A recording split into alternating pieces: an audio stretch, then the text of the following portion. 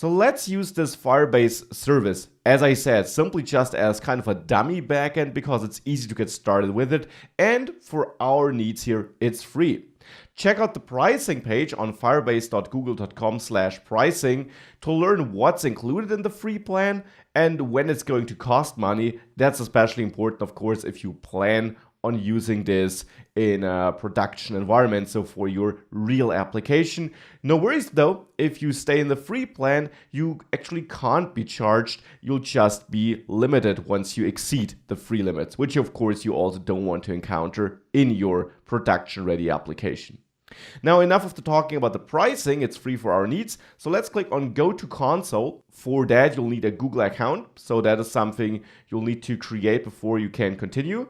And on that console, you can now create a new project here. So let's create the project.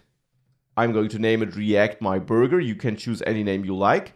And then you choose a country or region here. And you can choose the country where you're located. This won't affect where the data will be stored in the end. And then click Create Project. Now, as I said, this will now configure a backend project for you, which automatically gives you some REST API endpoints and a MongoDB-like database, which you can use to store data so that we don't have to write any server-side code.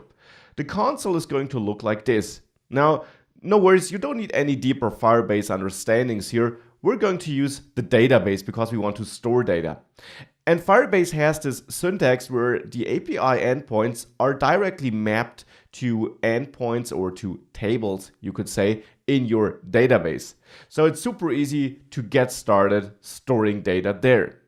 Now, this is the API endpoint we're going to use. So you, of course, have a different one for your project. But this is the endpoint where we can send data to, and then it will automatically be stored in that database. Still, we won't be connecting to the database directly. We're just sending HTTP requests, and Firebase is doing the mapping of HTTP endpoints to the database. That's the cool thing about this service. Now, for this to be available, there's one thing we need to set up under rules here. On database rules, you should set read and write access simply to true. Now, by default, it's only enabled for authenticated users, and this makes sense for a production-ready application, but we haven't implemented user authentication yet, so we have no authenticated users. So for the moment, let's turn this to true so that everyone can read or write. Of course, not something you want for your real application which you ship. At least that's the most likely use case, that you don't want to give global read or write access. Make sure to publish your updated rules. And with that, we're already ready to go. That's all. We don't have to configure anything else. We can get started and we can start sending HTTP requests to this endpoint or some nested endpoints, as you're going to see.